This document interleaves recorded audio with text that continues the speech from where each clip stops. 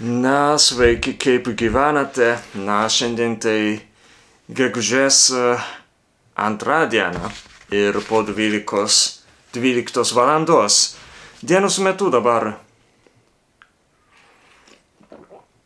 Ir jo, šiandien pas mus labai geras oras ir šilta, todėl, na, galbūt po filmavimo kažkur, na, išeisiu, galbūt išeinu.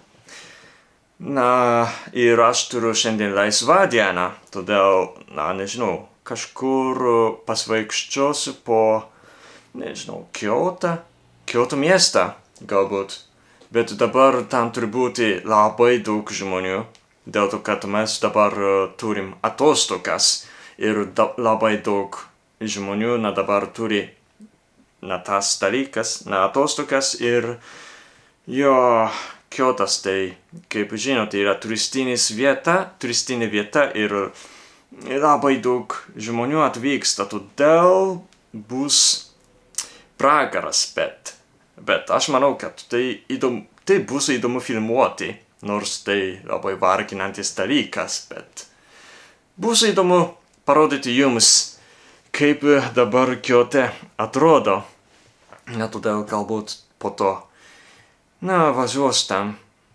O šiandien aš ketinu kalbėti apie lietuvių kalbą. Na, bet lietuvių kalbos gramatiką norėčiau šiandien kalbėti.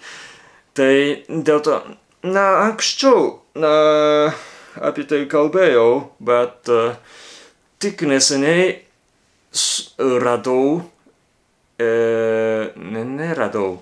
pastebėjau, kad yra dalykas, kurio aš nežinojau anksčiau. Ne tik neseniai sužinojau. Ir jo, šiandien norėčiau kalbėti apie tą naują dalyką, kurį tik neseniai sužinojau.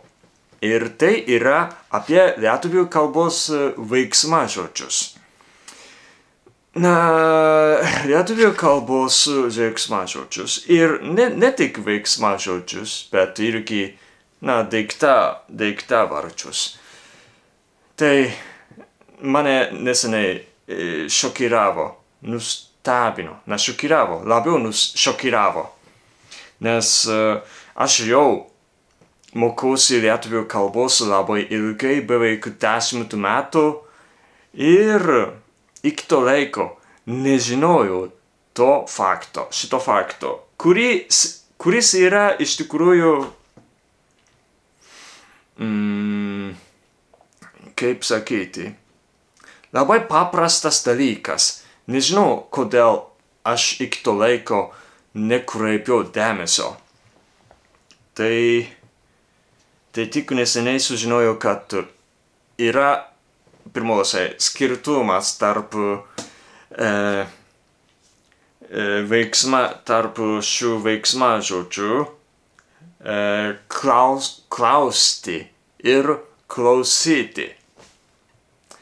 Na, tai reikšmė yra visiškai kita, bet kažkodėl aš galvoje maišausi.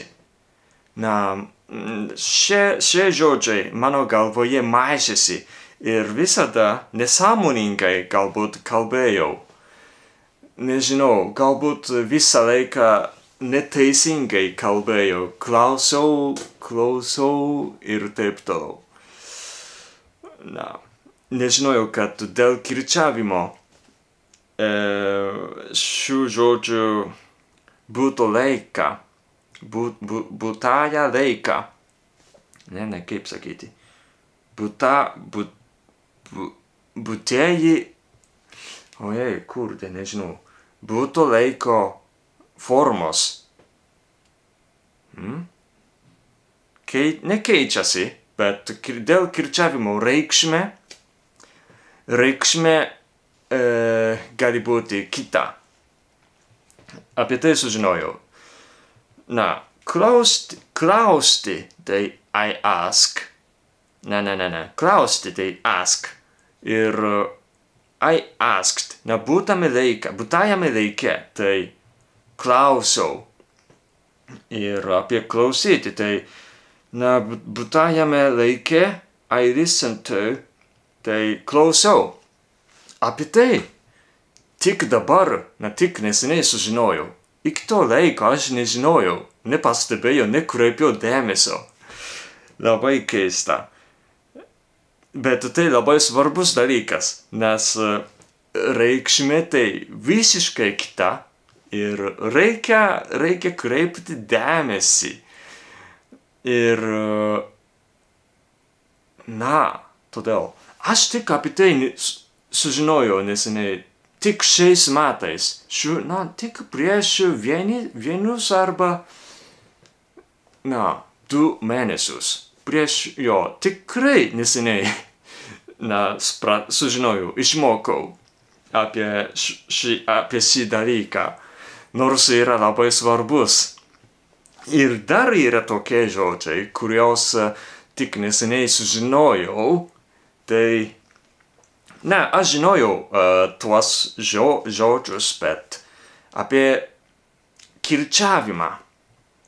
Į kirčiavimą nekreipiau dėmesį, todėl visada maišydavausi šiuos žodžius. Tai aukštas ir aukštas.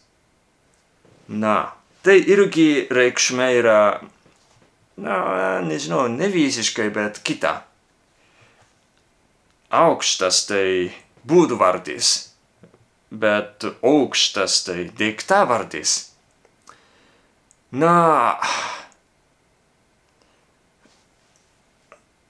Aš apie tai nežinojau, kad dėl kirčiavimo šių žodžių reikšmė kita, gali būti kita. Todėl visada aš maištavausi ir normaliai naudodavau, kalbėdavau. Todėl galbūt lietuviams, kai kalbu lietuviškai, tai skambėjo labai keistai, galbūt. Aukštas tai high, aukštas tai floor. Apie tai sužinojau tik neseniai. Ir tai labai keista, nors jau daugiau nei 10 metų mokausi lietuvių kalbos. Bet tik šiais metais sužinojau. Labai bloga. Labai. Ir dar buvo tokie žodžiai, bet neprisimenu. Ir aš manau, kad daugiau tokių žodžių lietuviškai, ar ne, nežinau.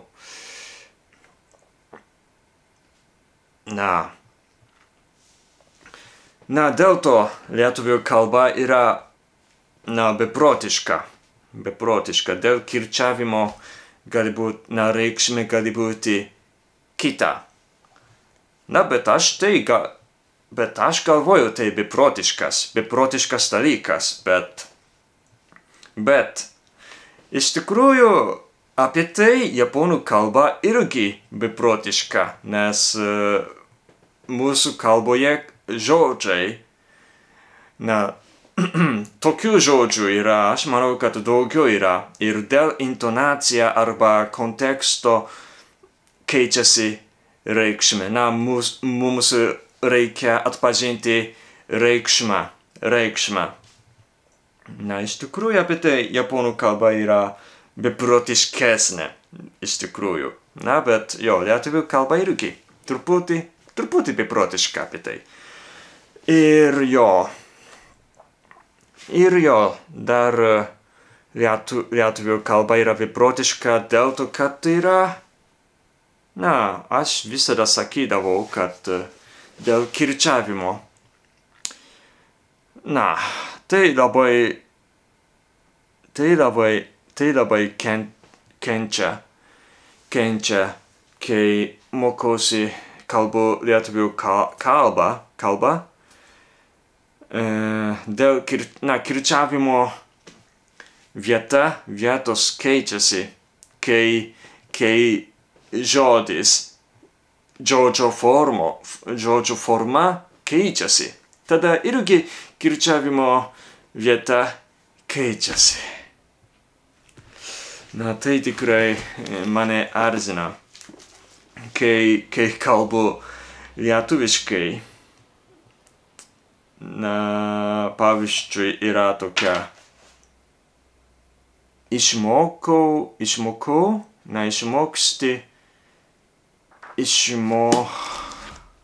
išmokau.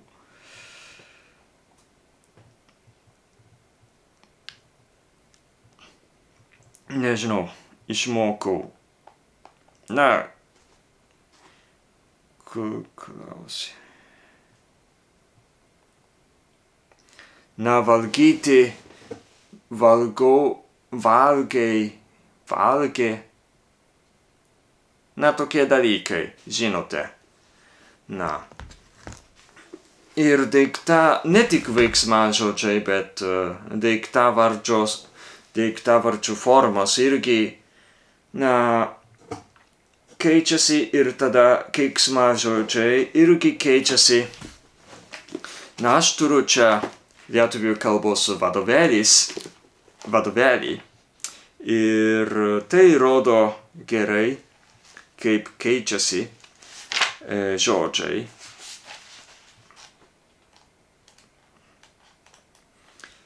Na, pavyzdžiui,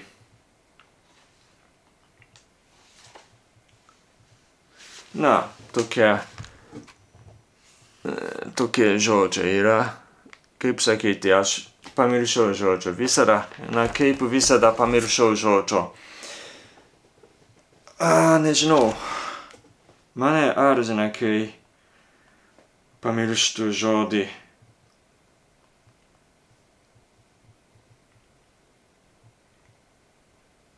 Lentelė. Čia yra.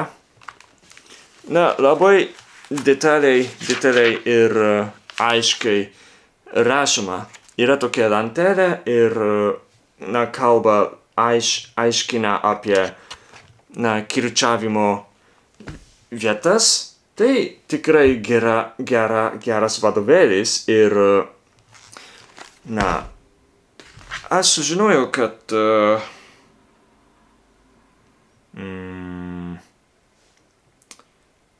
kaip sakyti, neprisimenu. Na, bet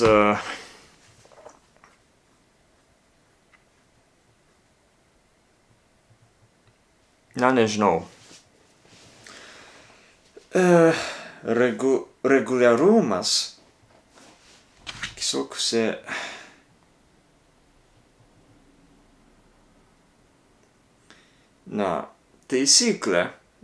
taisyklė.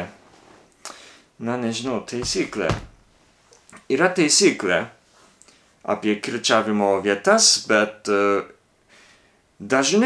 man atrodo, kad dažnai lietuvių kalboje yra ypatybė ir keičiasi ne pagal taisyklę. Anksčiau, kai pradėjau mokytis lietuvių kalbos, tada, visada mėginau mokytis, išmokti tą taisyklę, bet mokydamasis lietuvių kalbos, sužinojau, kad dažnai arba kartais, gan dažnai, man atrodo, žodžiai keičiasi, apie formą, tai keičiasi, pagal taisyklę, bet apie kirčiavimą, tai visiškai ne pagal taisyklę, nors čia yra taisyklė, rodo taisyklės, ir yra net daug apie daiktavardžių taisyklę. Per daug, man atrodo. 1, 2, 3, 4, 5, 6, 7, 8, 9, 10. Labai daug yra taisyklė. Dar, daugiau nei 10 taisyklių. Ir man labai sunku išmokti šitą kiekvieną taisyklę. Be to, dar yra ypatybė. Paprastai ne pagal taisyklę.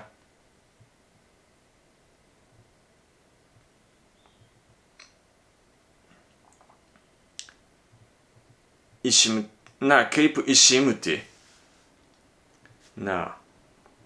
Išimtiniai. Yra išimtiniai. Jo, todėl beprotiška. Labai. Ir apie būdvardžiai. Būdvardžiai ir dar yra kitas dalykas, tai veiksmažodžiai. Kam veiksmažodžiai? Paprastai veiksmažodžiai, lietuvių kalbos veiksmažodžiai keičiasi per daug. Per daug kartų keičiasi. Ir paprastai per daug yra formų keiksmažodžiai. Yra dar būtasis laikas ir būsimasis laikas ir dar yra tokie dirbsimas, dirbsimo, dirbsima. Dirbtas, dirbtasis. Jo, yra dėl to, kad yra įvardiniai būdvardžiai.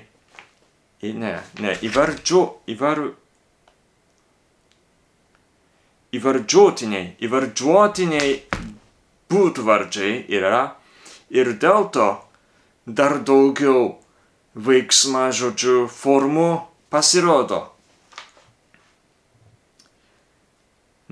Beprotiška, tikrai.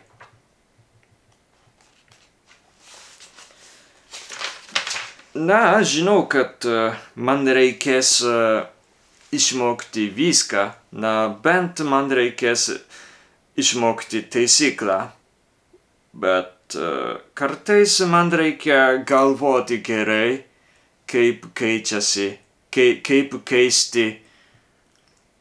veiksmažodį.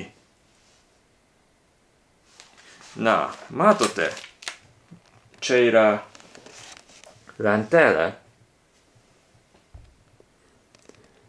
Jau čia yra per daug vieno veiksmažodžio formų, bet dar daugiau yra tokia lentelė. Nežinau, labai daug yra.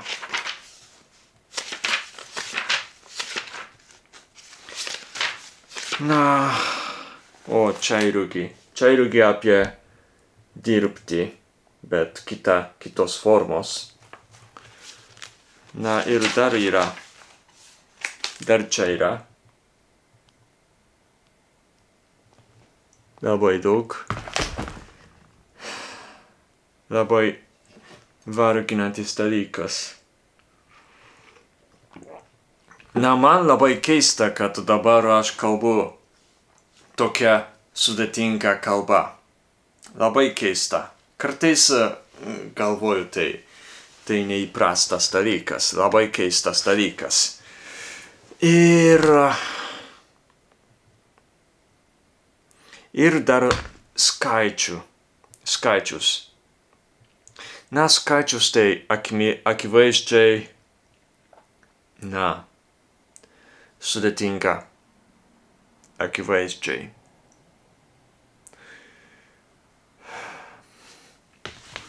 Kalbėdamas esu jau vis pavargesnis.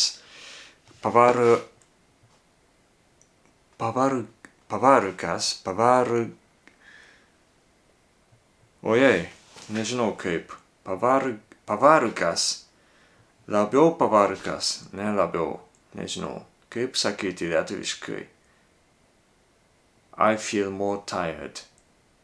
Nežinau. Apie skaičių tai...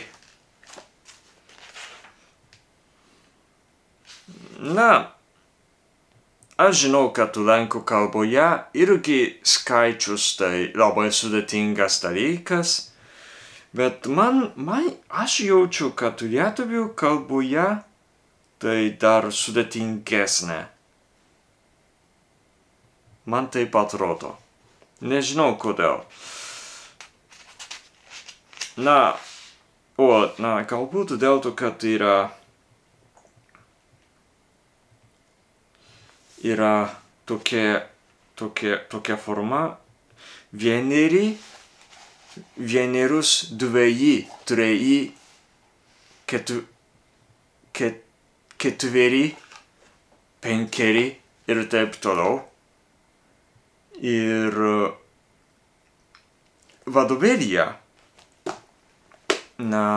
aiškinamas, kad kai mes sakom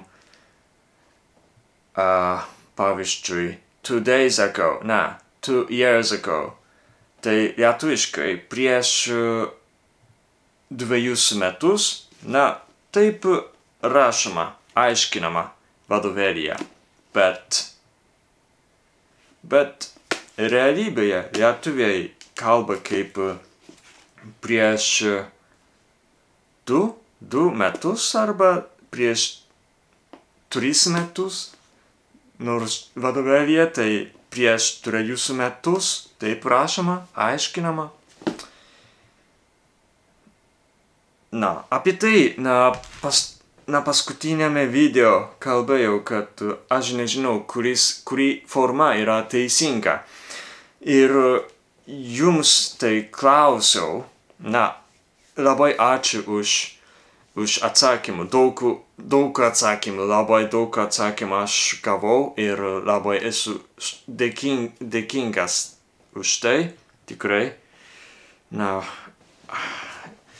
Bet dėl to labai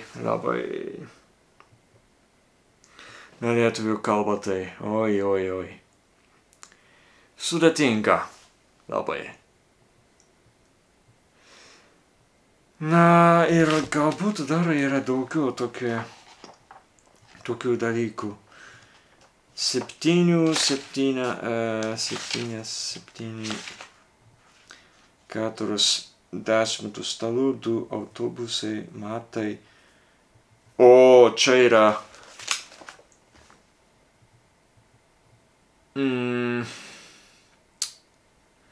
labai įdomus pavyzdys. Čia yra, nežinau, ar galite matyti. Čia yra sakinys ir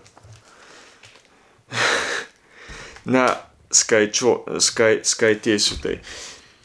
Visuose tuose 5236 miestuose gyvena daugiau negu 10 000 gyventojų. Kai skaičiau šitą sakinį, tai aš tik galėjau šypsotis.